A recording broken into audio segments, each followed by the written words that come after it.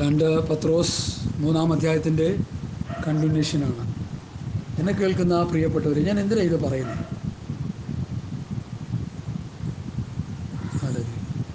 ഇനി നമുക്ക് 5-ാം വാക്യത്തിലേക്ക് വരാം. സൂത്രം: ആകാശവും വെള്ളത്തിൽ നിന്ന് വെള്ളത്താലും ഉളവായ ഭൂമിയും പണ്ട് ദൈവത്തിൻ്റെ വചനത്താൽ ഉണ്ടായി എന്നും അതിനാൽ അന്നുള്ള ലോകം ജലപ്രളയത്തിൽ മുങ്ങി നശിച്ചു എന്നും ഇപ്പോഴത്തെ ആകാശവും ഭൂമിയും അതേ വചനത്താൽ തീക്കായി സൂക്ഷിച്ചും ന്യായവിധിയും ഭക്തികെട്ട മനുഷ്യരുടെ നാശവും സംഭവിപ്പാനുള്ള ദിവസത്തേക്ക് കാത്തുമിരിക്കുന്നു എന്നവർ മനസ്സോടെ മറന്നു കളയും. പത്രോസിൻ്റെ പ്രയോഗങ്ങൾ വളരെ വലുതാണ് കേട്ടോ. ഈ പരിഹാസികളൊക്കെ ഇതൊക്കെ ഓർത്തോണം. പെന്തക്കോസ്തരായ വിശ്വാസികളും പാസ്റ്റർമാരും ഇത് നന്നായിട്ട് മനസ്സിൽ കരുതണം. ആകാശവും വെള്ളത്തിൽ നിന്നുളവായ ഭൂമിയും, ഉൽപ്പത്തി പുസ്തകം 1-ാം അധ്യായം 6 മുതൽ 8 വരെ വായിക്കുമ്പോൾ അതിന് തെളിവായിട്ട് നമുക്ക് കാണാൻ കഴിയും. ദൈവത്തിൻ്റെ വചനത്താൽ ഉളവായി ഈ ഭൂമിയെ ദൈവം സൃഷ്ടിച്ചു. ഈ ഭൂമിയുടെ സൃഷ്ടിപ്പ് ഏതൊക്കെയോ നിലയിലാണെന്ന് നിരീശ്വരന്മാരും ലോകത്തിലെ ശാസ്ത്രജ്ഞന്മാരും പറഞ്ഞുകൊണ്ടിരിക്കുക.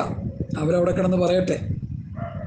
എന്ത് പറയണമെന്ന് അറിയാത്തവൻ എന്തും പറയും എന്ന് പറഞ്ഞതുപോലെ അവർ പറയട്ടെ. അവരുടെ അറിവ് വെച്ചവർ പറയുന്നതാണ്. സത്യവേദ പുസ്തകം വിശ്വസിക്കുന്ന, ദൈവമുണ്ടെന്ന് വിശ്വസിക്കുന്ന, ദൈവപ്രമാണം അനുസരിച്ച് ജീവിച്ച് നിത്യതയ്ക്ക് വേണ്ടി ഒരുങ്ങുന്ന ഭക്തന്മാരോട് എനിക്ക് പറയാനുള്ളത്, ആകാശവും വെള്ളത്തിൽ നിന്ന് ഉളവായ ഭൂമിയും പണ്ട് ദൈവത്തിൻ്റെ വചനത്താൽ ഉണ്ടായി എന്നും അതിനാൽ അന്നുള്ള ലോകം ജലപ്രളയത്താൽ മുങ്ങി നശിച്ചു. ഉൽപ്പത്തി പുസ്തകം 6-ാം അധ്യായം എടുത്താട്ടെ. ഹല്ലേലൂയ, സ്തോത്രം സ്തോത്രം. ഉൽപ്പത്തി പുസ്തകം 6-ാം അധ്യായം നമ്മൾ എടുക്കുമ്പോൾ മുങ്ങി നശിച്ചു എന്നുള്ളത്, നശിച്ചു എന്നല്ല അവിടെ നമുക്ക് കാണാൻ കഴിയുന്നത്, നശിപ്പിച്ചു എന്നുള്ളതായിരിക്കും ശരി, എന്നതാണ് ശരി. ഹല്ലേലൂയ. മനുഷ്യർ ഭൂമിയിൽ പെരുകി തുടങ്ങി. അവർക്ക് പുത്രിമാർ ജനിച്ചപ്പോൾ ദൈവത്തിൻ്റെ പുത്രന്മാർ മനുഷ്യരുടെ പുത്രിമാരെ സൗന്ദര്യമുള്ളവരെന്ന് കണ്ടിട്ട് തങ്ങൾക്ക് ബോധിച്ചവരെയും ഭാര്യമാരായി എടുത്തു. അപ്പോൾ യഹോവ മനുഷ്യനിൽ എൻ്റെ ആത്മാവ് സദാകാലത്തേക്കും ബാധിച്ചു കൊണ്ടിരിക്കുകയില്ല, അവൻ ജഡം തന്നെയല്ലോ, എങ്കിലും അവൻ്റെ കാലം 120 സംവത്സരമാകുമെന്ന് അരുളി ചെയ്തു.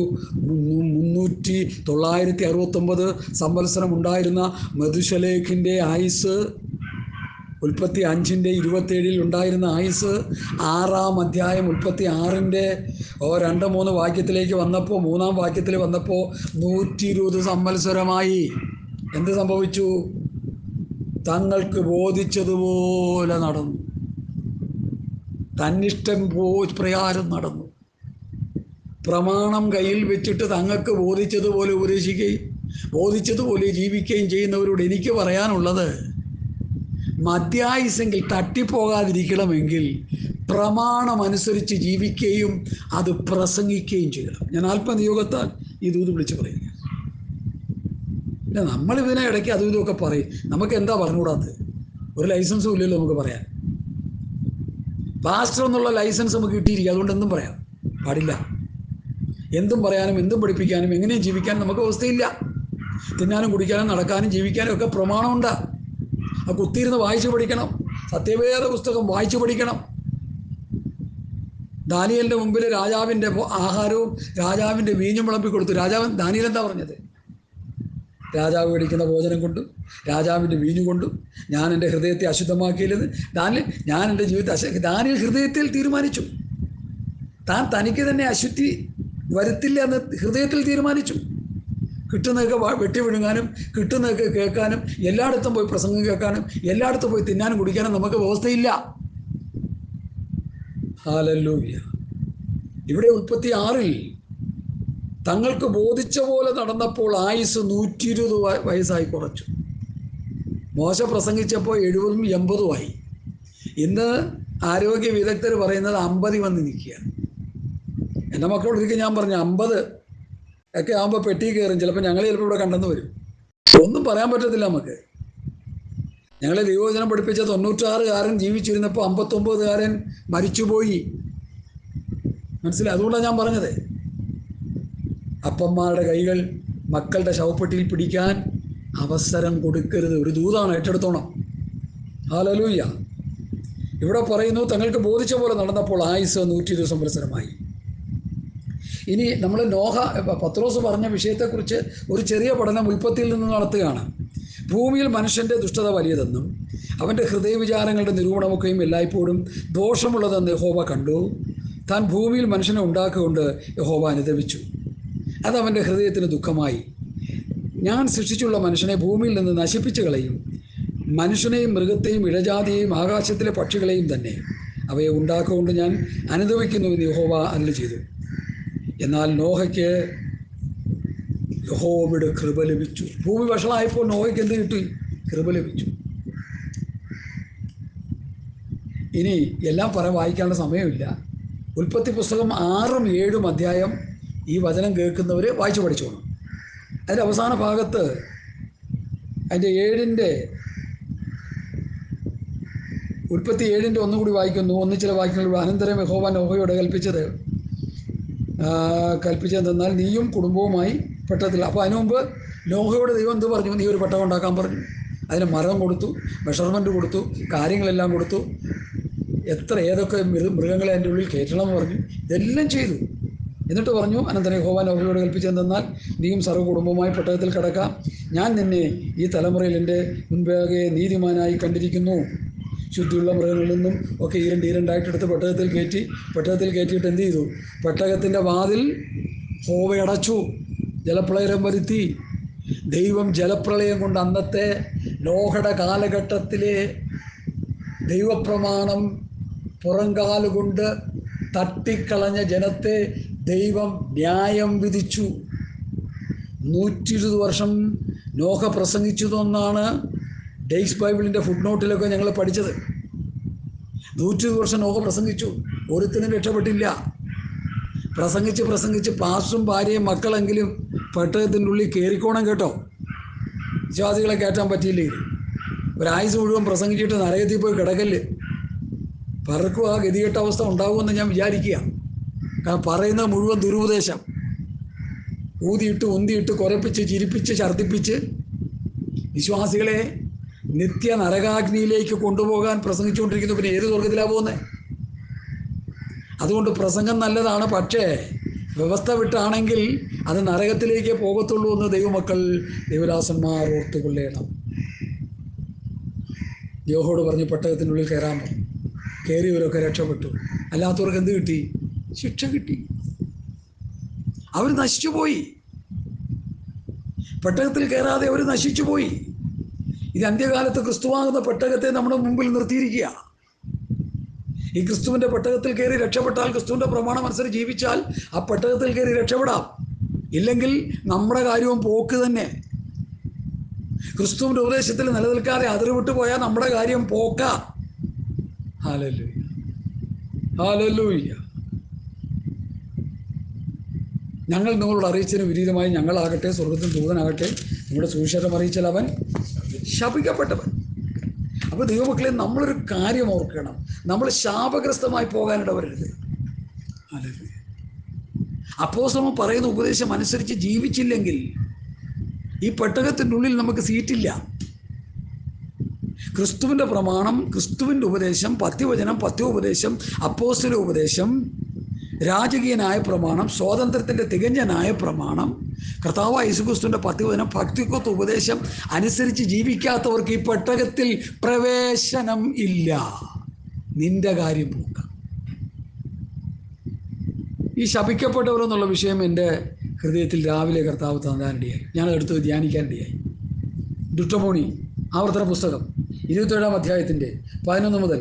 അന്ന് മോശ ജനത്തോട് കൽപ്പിച്ചത് എന്തെന്നാൽ, നീ യോർദാൻ കടന്ന് ശേഷം ജനത്തെ അനുഗ്രഹിപ്പാൻ ഗരീസീം പർവ്വതത്തിൽ നിൽക്കേണ്ടവർ, സ്തോത്രം, അനുഗ്രഹിപ്പാൻ ഗരീസീം പർവ്വതത്തിൽ നിൽക്കേണ്ടവർ ശിമിയോൻ, ലേവി, യഹൂദ, ഇസഹാർ, യോസഫ്, ബെന്യാമിൻ.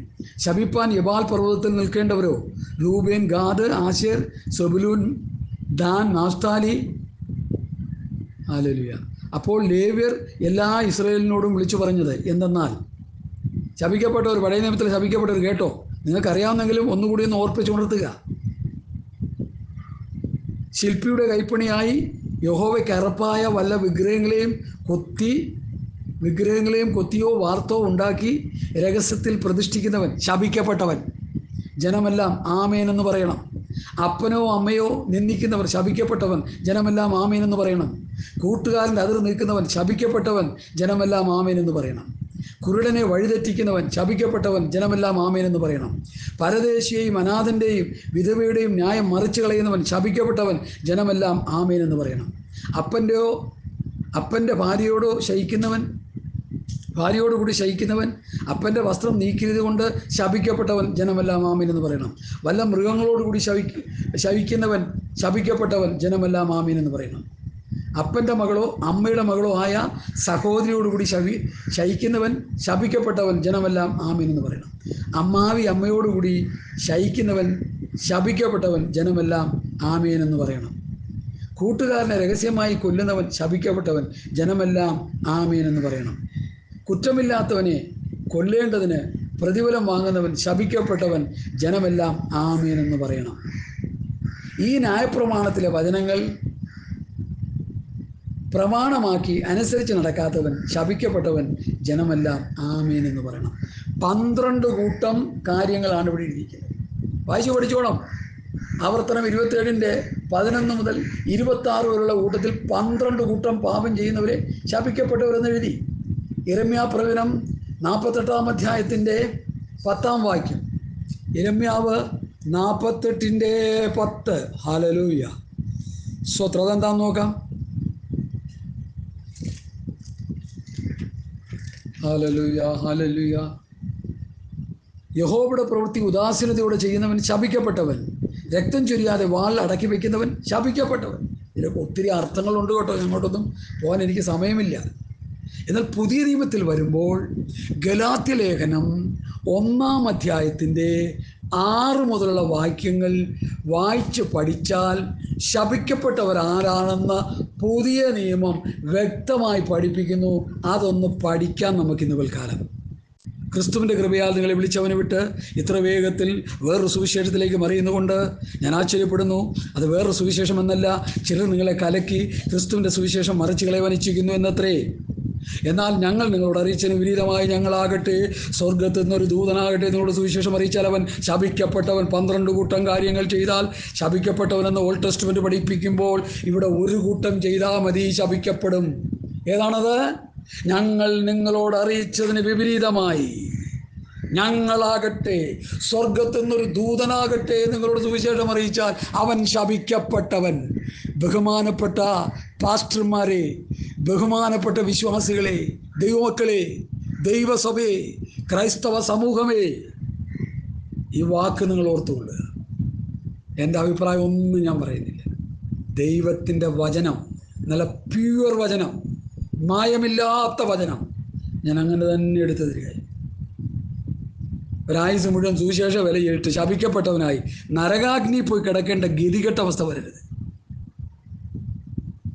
എന്നോട് കർത്താവ് പറഞ്ഞു ഇതൊക്കെ പറഞ്ഞിട്ട് അങ്ങ് ചത്തോളാൻ. ഹല്ലേലൂയ. വല്ല രക്തസാക്ഷിയായിട്ടോ അതെങ്ങനെയാവണമെന്നൊന്നും നമ്മളല്ല തീരുമാനിക്കുക. ഇത് പറഞ്ഞിട്ട് മരിക്കാന്നുള്ള നമ്മുടെ അവസ്ഥ, നമുക്കുള്ള കിട്ടിയേക്കുന്ന അവസ്ഥ. ഹല്ലേലൂയ. ഞങ്ങൾ മുൻ പറഞ്ഞതുപോലെ തീർന്നില്ല. ഗലാത്യർ 5, 6, 7, 8 ഞാൻ വായിച്ചത്. 9-ാം വാക്യം. നിങ്ങൾ മുൻ പറഞ്ഞതുപോലെ ഞാൻ ഇപ്പോൾ പിന്നെയും പറയുന്നു, നിങ്ങൾ കൈക്കൊണ്ട സുവിശേഷത്തിന് വിരോധമായി ആരെങ്കിലും നിങ്ങളോട് സുവിശേഷം അറിയിച്ചാൽ അവൻ ശപിക്കപ്പെട്ടവൻ. അപ്പോസ്തലന്മാർ തന്നിരിക്കുന്ന പ്രമാണം അനുസരിച്ച് ജീവിച്ച് അത് പ്രസംഗിക്കാത്തവൻ ശപിക്കപ്പെട്ടവൻ. ഈ പാസ്റ്ററോ പ്രസിഡന്റോ സെക്രട്ടറിയോ ലോകത്തിലെ ഏത് വലിയ മഹാനാണെങ്കിലും ദൈവവചനത്തിൻ്റെ മുമ്പാകെ ഒരു കീടം മാത്രമേ ഉള്ളൂ, ഒരു നിഴല് മാത്രമേ ഉള്ളൂ, ഒരു ശ്വാസം മാത്രമേ ഉള്ളൂ, ഒരു പൂവ് മാത്രമേ ഉള്ളൂ, ഒരു പുല്ല് മാത്രമേ ഉള്ളൂ. ഹല്ലേലൂയ. കാരണം സത്യം വിളിച്ചു പറയേണ്ട സമയം അതിക്രമിച്ചിരിക്കുക. ദൈവസഭയെ പഥ്യവചനം പഥ്യോപദേശം പഠിപ്പിക്കാതെ അന്യതാ ഉപദേശം കൊണ്ട് സഭയെ ശാപഗ്രസ്തമാക്കിക്കൊണ്ടിരിക്കുക. ചിലർക്ക് പാട്ടുകുർബാന, 1, 2 പാട്ട് കൊണ്ട് സഭയം തീർക്കുക. പിന്നെ എന്തിനാണാവോ ഈ പ്രമാണം? ആ പുള്ളി പറയുന്നത് എന്താ? ദൈവത്തിൻ്റെ ആത്മാവിൻ്റെ ഹൃദയത്തിൽ ഒരു പാട്ട് തന്നു, ആ പാട്ട് പാടി നമുക്ക് ആരാധിക്കാമെന്ന് പറഞ്ഞ് പാട്ട് പാടി ജനത്തെ തുള്ളിച്ച് അവരുടെ പോക്കറ്റിലുള്ള കാശ് മുഴുവൻ സ്വോത്രാഴ്ചയിൽ വീഴുക. ഓത്രാഴ്ച കിട്ടിക്കഴിയുമ്പോൾ ആമയം പറഞ്ഞ് സഭയെ പിരിച്ചു വിടുക. പിന്നെ എന്തിനാണാവോ ഈ ഉപദേശം? സത്യവചനത്തെ യഥാർത്ഥമായി പ്രസംഗിച്ചുകൊണ്ട് ലജ്ജിപ്പാൻ സംഗതിയില്ലാത്ത വേലക്കാരനായി ദൈവത്തിന് കൊള്ളാവുന്നവനെ നിൽക്കാൻ ശ്രമിക്കാമെന്ന് പൗലോസ് തിമത്യോസിനോട് പറഞ്ഞത്, അത് തിമത്യോസിനോടാ, നമ്മളോടല്ല. കർത്താവിൻ്റെ മേഘപ്രത്യക്ഷത വരെയും ഈ ഭൂമിയിൽ ആവിർഭവിക്കുന്ന ദൈവസഭകളെന്ന് പറയുന്നവരോട് ഉള്ള ഉപദേശമാണ് ഈ പറഞ്ഞുകൊണ്ടിരിക്കുന്നത്.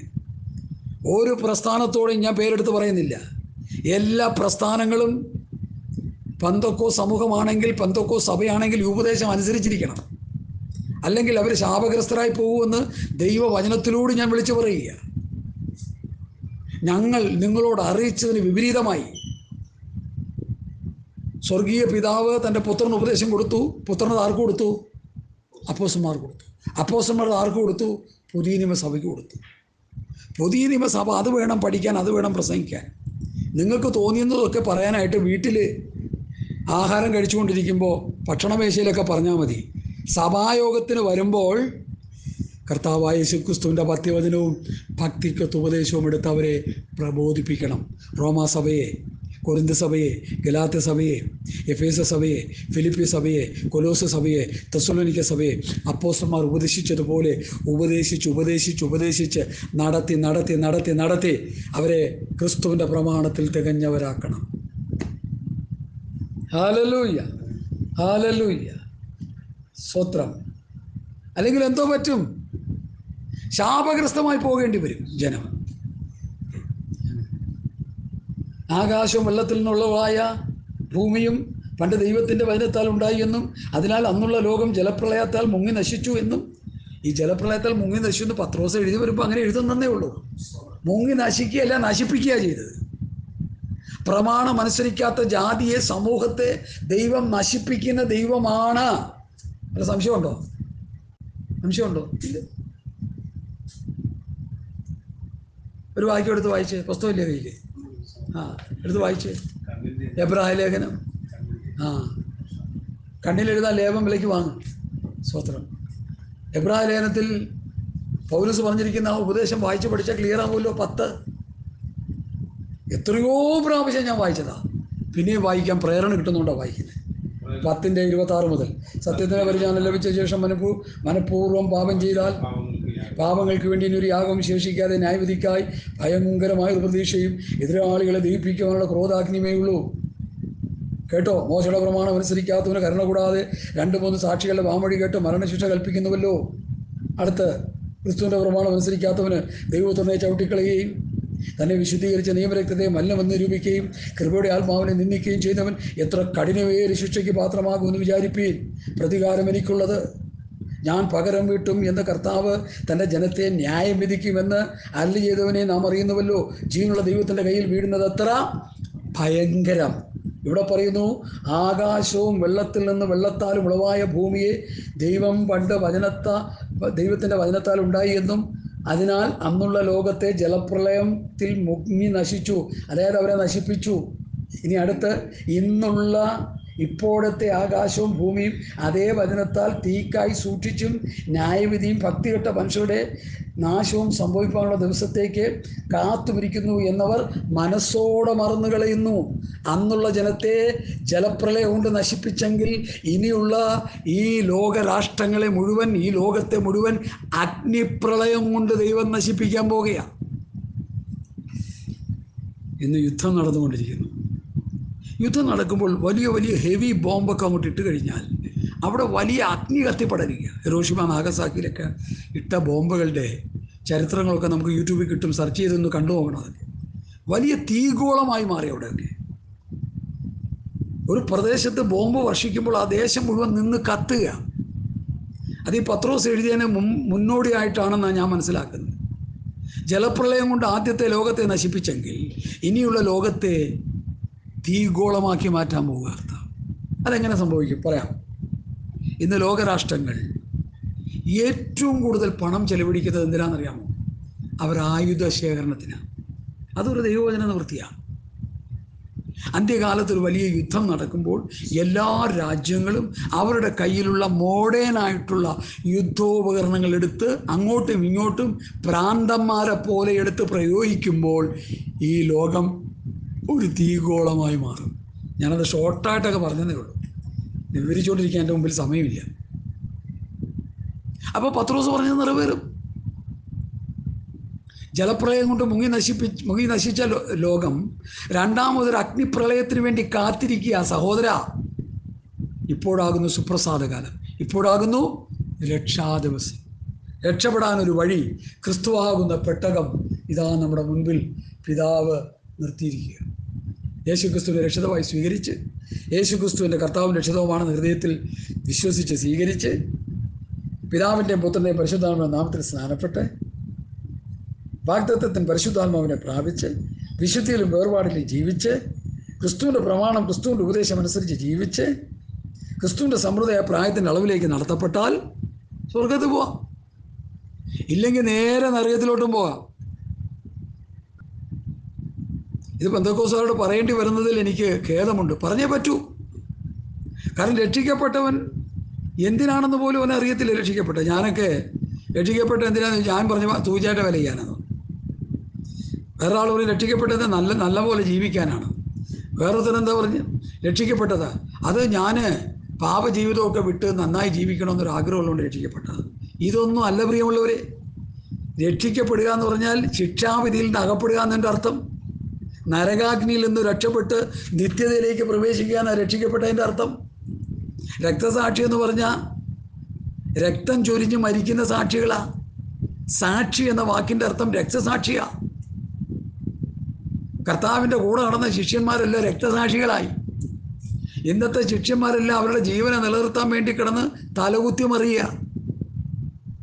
ഈ ഭൂമിയിൽ അവരുടെ ജീവിതം, അവരും അവരുടെ മക്കളും നല്ല കംഫർട്ടായിട്ട് ജീവിച്ച്, സന്തോഷവന്മാരായിട്ട് ജീവിച്ച്, സുഖലോലുപന്മാരായിട്ട് ജീവിച്ച്, നരകാഗ്നിയിലേക്ക് പോകാൻ അവനറിയാതെ അവർ ജീവിച്ചുകൊണ്ടിരിക്കുക. ഹല്ലേലൂയ. ഞാൻ എൻ്റെ വാക്കുകളെ വേഗത്തിൽ മുൻപോട്ട് കൊണ്ടുപോകട്ടെ.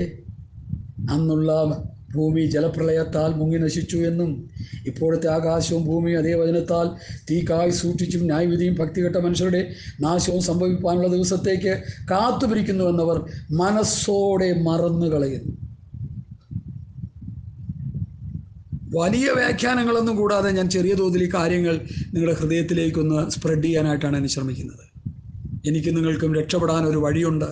ക്രിസ്തുവിൻ്റെ പ്രമാണം, ക്രിസ്തുവിൻ്റെ ഉപദേശം.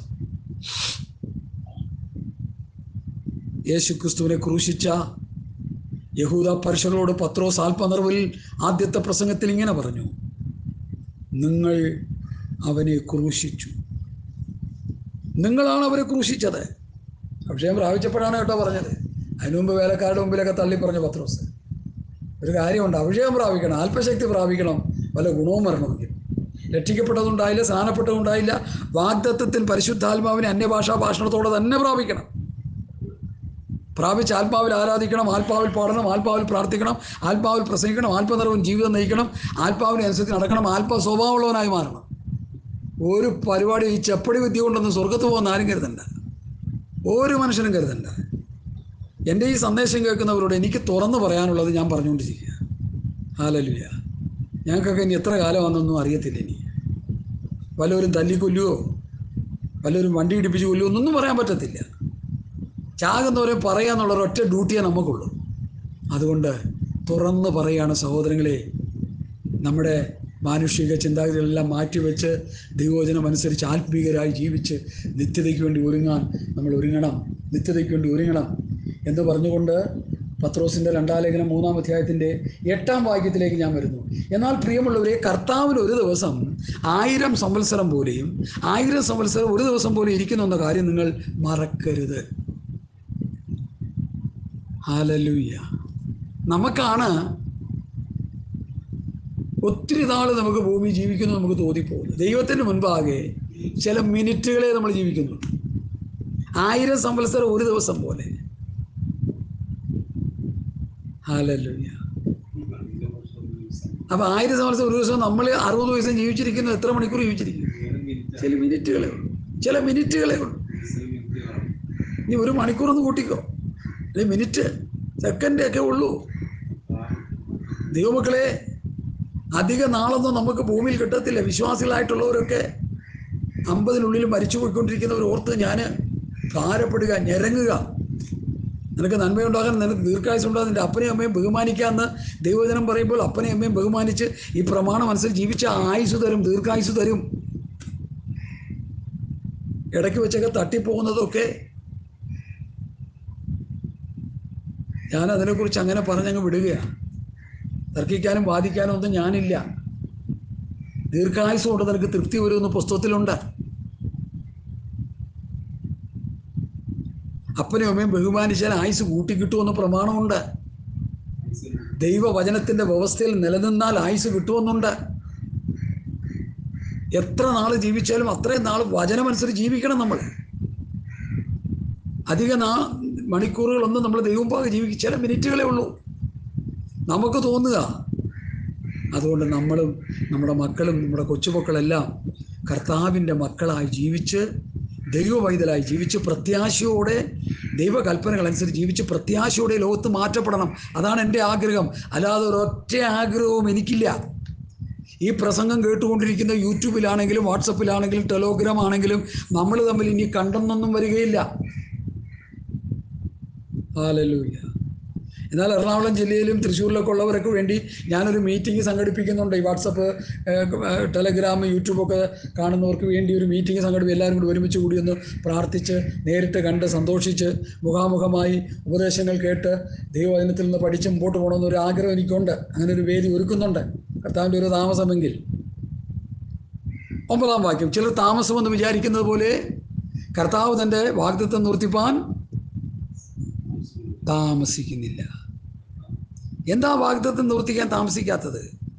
ഞാൻ ഗലീല പുരുഷന്മാരെ, നിങ്ങൾ ആകാശത്തേക്ക് നോക്കി നിൽക്കുന്നതെന്ത്? നിങ്ങളെ വിട്ട് സ്വർഗാരോഹണം ചെയ്ത യേശു പോയതുപോലെ തിരികെ വരുമെന്ന് യേശു പറഞ്ഞു. കർത്താവിൻ്റെ വരവിൻ്റെ കൊളമ്പടി ലക്ഷണങ്ങളാണ് ഈ കണ്ടുകൊണ്ടിരിക്കുന്നത്. ഹല്ലേലൂയ. കർത്താവിൻ്റെ വരവിൻ്റെ സിമ്പൽ, അടയാളങ്ങളാണ് കണ്ടുകൊണ്ടിരിക്കുന്നത്. ക്ഷാമം, ഭൂകമ്പം, പകർച്ചവ്യാധി, യുദ്ധങ്ങൾ. ഇസ്രായേലിനെതിരെയുള്ള യുദ്ധം. ഇസ്രായേൽ ദൈവത്തിൻ്റെ ഒരു കലണ്ടറാണ്. ഇസ്രായേലിനെ നോക്കിയാൽ കർത്താവിൻ്റെ വരവറിയാം. അത്തി തടുത്തു, എൻ്റെ വരവ് വാതുക്കൽ. തടുത്തിട്ട് എത്ര വർഷമായി? 3/4 നൂറ്റാണ്ടായി. ഓഫി 3/4 നൂറ്റാണ്ടായി. അത്തി തടുത്തിട്ട് 3/4 നൂറ്റാണ്ടായി. അത്തി തടുത്ത് വരവ് വാതുക്കൽ എന്ന് പറയാൻ എനിക്ക് ചില നിമിഷങ്ങളേ ഉള്ളൂ. ഇപ്പോൾ നടക്കുന്ന യുദ്ധം ഗോഗ് മാഗോഗിൻ്റെ നേതൃത്വത്തിൽ ഇസ്രായേൽ പർവ്വത നിരകളിൽ ഒരു വലിയ സഖ്യം യുദ്ധത്തിന് വേണ്ടി വന്നു കഴിയുമ്പോൾ കർത്താവിൻ്റെ വരവിൻ്റെ സമയം ആയെന്ന് തന്നെ ഞാൻ മനസ്സിലാക്കി. ചക്കരയും പീരയും പോലെ ഇരുന്ന സോവിയറ്റ് യൂണിയനും ഇസ്രായേലും തമ്മിൽ ഇപ്പോൾ കീരിയും പാമ്പുമായി. നിങ്ങളത് കാണുന്നുണ്ടോ, കേൾക്കുന്നുണ്ടോ, ന്യൂസൊക്കെ അറിയുന്നുണ്ടോ എന്ന് എനിക്കറിയത്തില്ല. ഞാൻ സസൂക്ഷ്മം വീക്ഷിച്ചുകൊണ്ടിരിക്കുക. ഇസ്രായേലിനെതിരെ വാടകോരാൻ നിൽക്കുന്ന ഇസ്ലാം രാഷ്ട്രങ്ങളുടെ കൂട്ടുകാരനായി ഓർത്തഡോക്സുകാരനായ പുടിൻ, അവൻ്റെ സൈന്യവും ചേർന്ന് കഴിഞ്ഞു. പുടിനെ അല്ലെങ്കിൽ സോവിയറ്റ് യൂണിയനെ നീ അവരോട് ചേർന്നത് യാദൃച്ഛികമല്ല. വിശുദ്ധ പ്രവാചകന്മാർ പ്രവചിച്ച പ്രാവചനിക നിവൃത്തിയുടെ ഭാഗമാണ്.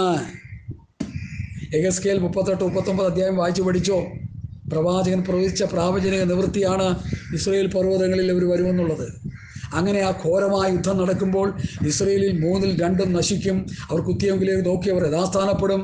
ഇസ്രായേലിനെ യഥാസ്ഥാനപ്പെടാനുള്ള യെഹൂദക്രിസ്തുവിൻ്റെ കിരാത ഭരണത്തിൻ്റെ കാലം നടക്കുന്ന യുദ്ധങ്ങളാണെന്ന് വേദപണ്ഡിതന്മാർ പറയുന്നു. അതിൻ്റെ സമയം ആസന്നമായി. നമ്മുടെ ഒരുക്കം എവിടം വരെയായി? രക്ഷാസ്ഥാനം, അഭിഷേകം പ്രാപിച്ച് 2 അന്യഭാഷയും പറഞ്ഞ് പാട്ടും പാടിക്കൊണ്ടിരിക്കുക. എവിടെ ചെന്ന് അവസാനിക്കും ഇതൊക്കെ? എൻ്റെ മോളുടെ ഒരു കുഞ്ഞുണ്ട്, 4 വയസ്സേ ഉള്ളൂ, 4 വയസ്സാകാൻ പോകുന്നേ ഉള്ളൂ. ഈ ടിഷ്യൂ പേപ്പർ അല്ലെങ്കിൽ ക്ലീനക്സ് ടിഷ്യൂ പേപ്പറിൻ്റെ ഒരു പാക്ക് എടുത്ത് അവൻ്റെ മുറിയിലിരിക്കുന്ന അവൻ ഇങ്ങോട്ട് എടുത്തിട്ട് കയ്യിലോട്ട് എടുത്തിട്ട് എന്ത് ചെയ്യും? ഓരോന്നോരോന്നായിട്ട് മൂക്കിലോട്ട് വെച്ച് തേച്ചിട്ട് വലിച്ചെറിഞ്ഞ് കളയുക. ഒരു പേപ്പർ എടുത്ത് തേച്ചാൽ മതി. അതിന് 50 എണ്ണം അതിലുണ്ട്. അവൻ 50 എണ്ണം തേച്ചാലും അവൻ്റെ മൂക്കട്ട തീരത്തില്ല. കാരണം എന്താ? ശൈശവാവസ്ഥ. എന്ത് ചെയ്യണമെന്നറിയത്തില്ല, എന്ത് പറയണമെന്നറിയത്തില്ല. അതുപോലെ ഇന്നത്തെ വിശ്വാസികൾ എന്ത് പറയണമെന്നറിയത്തില്ല, എന്ത് ചെയ്യണമെന്നറിയത്തില്ല. എന്ത് പറയണമെന്നറിയാത്തവൻ എന്തും പറയും, എന്ത് ചെയ്യണമെന്നറിയാത്തവൻ എന്തും ചെയ്യും. ആ കാലഘട്ടത്തിൽ ക്രൈസ്തവ ദൈവമക്കളെന്ന് പറയുന്നവരായിത്തീർന്നിരിക്കുന്നു. സഹോദരങ്ങളെ, ദൈവവചനം വായിച്ച് പഠിച്ചനുസരിച്ച് ജീവിക്ക്.